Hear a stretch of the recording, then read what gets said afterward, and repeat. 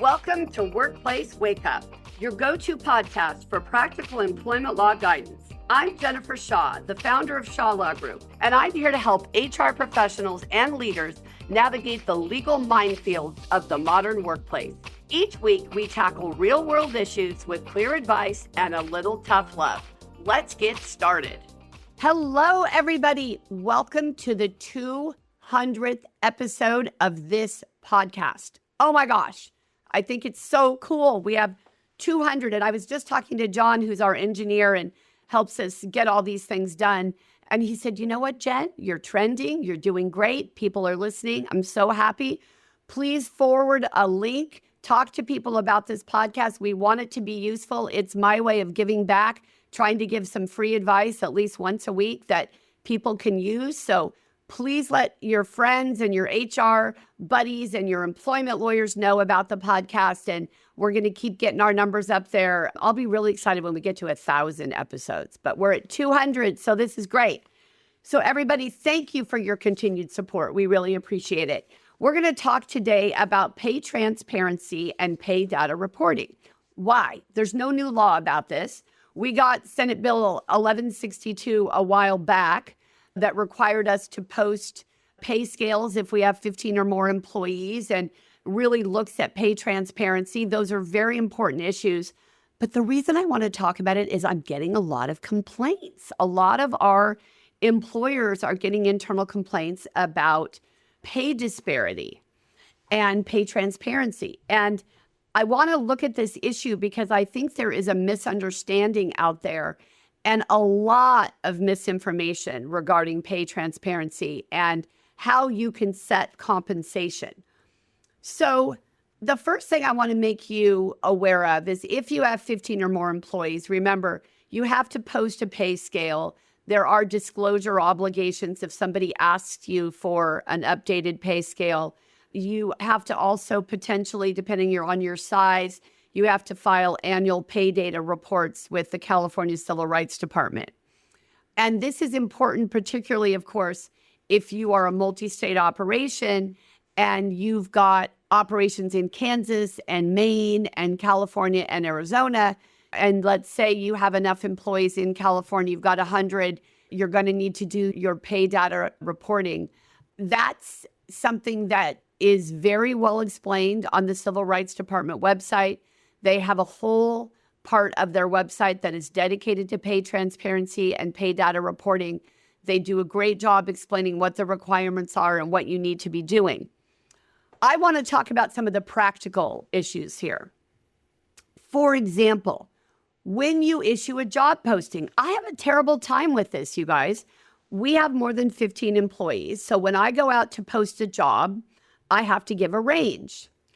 And a lot of times for our admin positions, we recruit from an agency. We just haven't had a lot of good luck online recruiting.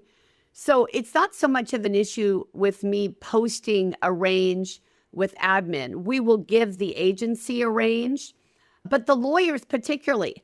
I mean, sometimes my range is $100,000 to $285,000 a year. Because it depends on, are you a brand new lawyer? You have no experience. You've never worked in a law firm. You've never done employment law. You're going to make less than somebody who's a 20-year expert, right? But when I'm hiring, I don't know who I'm going to get, right? I might be interested in somebody who is more junior. There are more junior applicants, but if I get a senior applicant, I don't want them to be turned off by the salary range. So it's very complicated, and I actually don't think it's that useful the way the law is written right now because I'm allowed to say between $100,000 and $285,000 a year. That's such a big range that it would never help anybody decide whether they were being treated unfairly, right? Or whether there was disparate impact. One of the things that I think you need to worry about, though, is when you hire that individual, how are they being paid relative to other people in your organization? And I find oftentimes that there is compaction, right? So I've hired somebody 10 years ago. I give them good raises. I give them good bonuses. But now I'm going out in the workplace and it's a tight job market and I've got to pay more. Now, if I'm not careful, the new employee who has 10 years less experience than the person who's been in my firm for 10 years is going to make more money. And I will not let that happen because I don't think it's fair. So I end up ratcheting up other people's salary when I bring in new administrative staff or new lawyers. Now, we haven't had too much compaction with our lawyers because they're very spread out in terms of the years of experience they have. But it's definitely happened on the staff end of things where I've given larger end of the year increases in their salary because I want to make sure that they're a little more spread out. So people evaluate their worth to you by how much you pay them. I just want to make sure you understand this, right? That shouldn't be the case. We have several nonprofits that are having a lot of trouble right now because of what's going on in Washington. So they're getting their funding cut. There's all kinds of things happening. And in one of those organizations, somebody said, I think there's a pay disparity. I think there's a pay equity problem. And I think maybe men are making more than I am. Well, when I look at the spreadsheet, her job is a very unique job. And no man does that job, not even close. It's the lowest level job in the organization. And there are two people doing it. They are both women, but they both applied for that job. They do not have college degrees. They do not have special skills. They do a great job at what they do. But this employee was complaining, wanted to compare herself to a male who had a much upgraded position, had been there for longer, etc. It was clear to me there's no pay equity issue legally. But this person is feeling undervalued. So how are we going to deal with that situation? Number one, do we care, right? If we do care, how are we going to deal with it? What can we do? What other non-monetary things can we offer to them? A flexible schedule, for example. There might be other things that we can do that make sense. But when you're dealing with internal pay equity, I really want you to understand the importance of looking objectively at your positions. And remember, when you're comparing pay equity, you're always looking at similar positions, right? So it doesn't matter if there's equity between the CFO position and the receptionist position, right? Those are two very different roles. But when you're talking about similarly situated people and jobs that are similar, that's where you have to see that consistency. And it doesn't mean everybody has to be paid the same. One of them may have more experience than the other or a degree that is more in the field. There are a lot of different ways that you can decide that there's a legitimate reason for a disparity. But I think it's a good idea at least every couple of years to do an internal pay audit and really look at everybody in your organization. What are their job titles? What are their duties? Who do they report to? How long have they been there? What's their comp structure? Are they getting salary? Are they getting hourly? Do they qualify for bonuses? Do they qualify for commissions? Figure it all out and then look at it objectively and find the outliers. Do you have any outliers? Do you have anybody where this whole group of people seems to be making $80,000, but then you've got someone down here at 45? Okay, why? What happened? Right? And you all know they can't be paid a $45,000 salary because that's not 2 times the state's minimum wage here in California. They need to be about $68,000. So they better be being paid by the hour and not a salary. But this is how you find out a lot of that stuff, right? You start looking at it and saying, oh gosh, wait, that's not how I should be paying these people. So I love the idea of doing a pay equity audit, making sure that you really have the ability to sit down and objectively look at how people are being paid. When I was a brand new lawyer, I worked for an international law firm. I did the same work as the associates in San Francisco, but I was paid about 25% less because the firm said, well, look, cost of living in San Francisco is a lot more than the cost of living in Sacramento.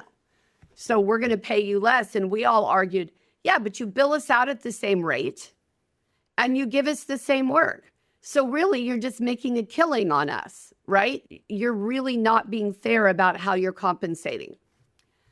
They ended up changing it, right? I've heard that in the last 25, gosh, it's been more than that, 30 years, they've gone back to having differentials based on geography. And those are fine. Those are legitimate business reasons to have a differential legally.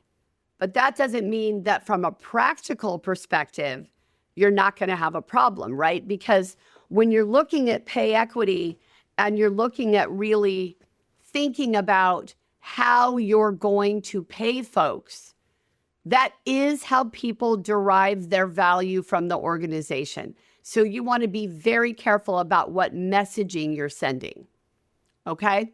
You also want to be careful that you think about practicalities, like, is everybody on the same page about the range for this position?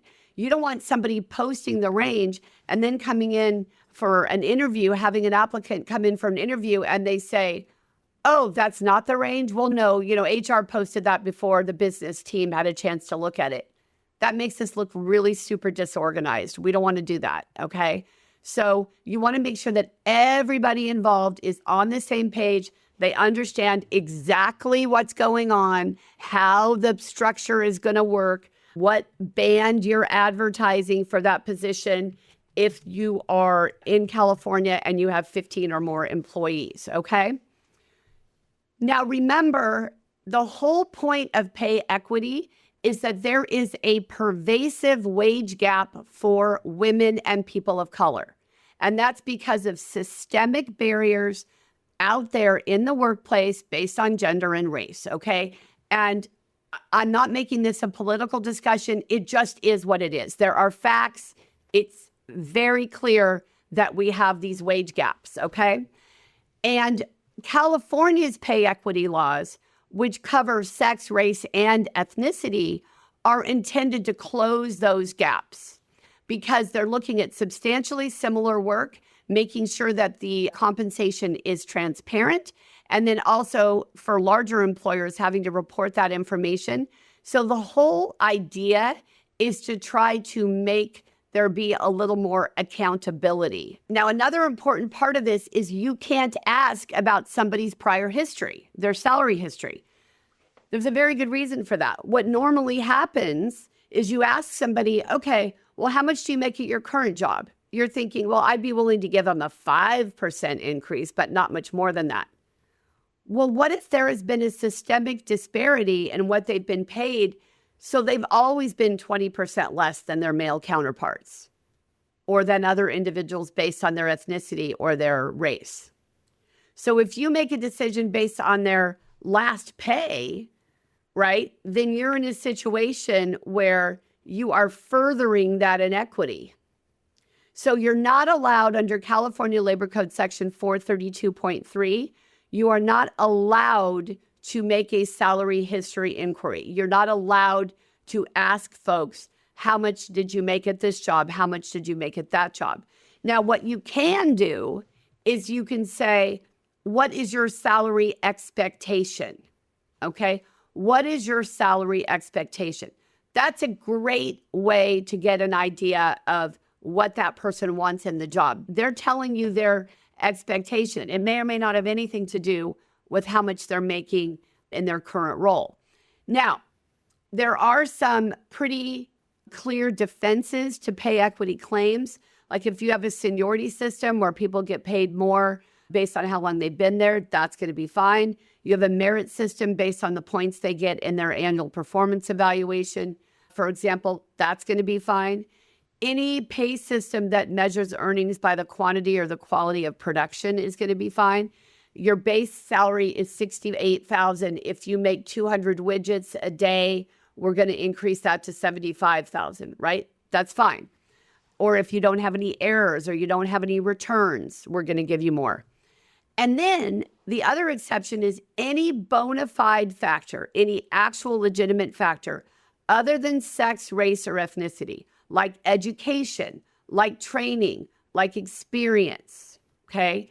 In this case, employers have to demonstrate that the bona fide factor is not based on a sex, race, or ethnicity-based differential in compensation. That is a job related to the position in question, okay, similar work, in other words, and is consistent with business necessity, okay? Now, in addition to California Labor Code Section 432.3, which prohibits these salary increases, there are also a number of municipalities that have imposed rules on pay equity and pay transparency. San Francisco is one, San Diego is one. So you want to make sure wherever you're doing business that you check this out. So that's pay equity, folks. Pay transparency is also regulated here in California. For example, employers cannot prohibit an employee from discussing their own wages, the wages of other employees or coworkers, asking a question about another employee's wages, or aiding or encouraging any employee to exercise their rights under the law. So pay transparency is really about the fact people can talk about their pay. People have a right to ask how much other people are making, right? Remember, if you have 100 or more employees anywhere in the country, you are going to have to do the pay data report. And those are due in May, and they're based on a snapshot pay period that is between October 1 and December 31 of the reporting year.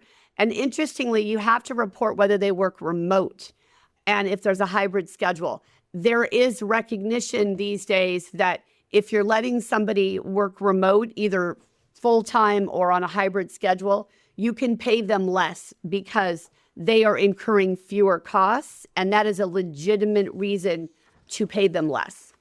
All right, so everybody, there's a lot to think about when we talk about pay equity and pay disparity. Just take a look at your policies, your practices. What are you doing? Make sure the whole HR team or the whole employment law team or the whole personnel team is in the loop so that you are really making the right decisions and you are in compliance with these laws. Thank you so much for joining me and celebrating our 200th episode, everyone. Go out and have a great day. I'll see you next week. Workplace Wake Up, including our guests and hosts, do not provide legal advice in this podcast. Do not act upon any of the information discussed in this podcast without first consulting a licensed attorney in your jurisdiction. Thank you for joining me on this episode of Workplace Wake Up. If you found today's discussion helpful, be sure to subscribe, leave a review, and share the podcast with your HR and leadership teams. For more insights, training programs, and legal updates, you can visit us at shawlawgroup.com.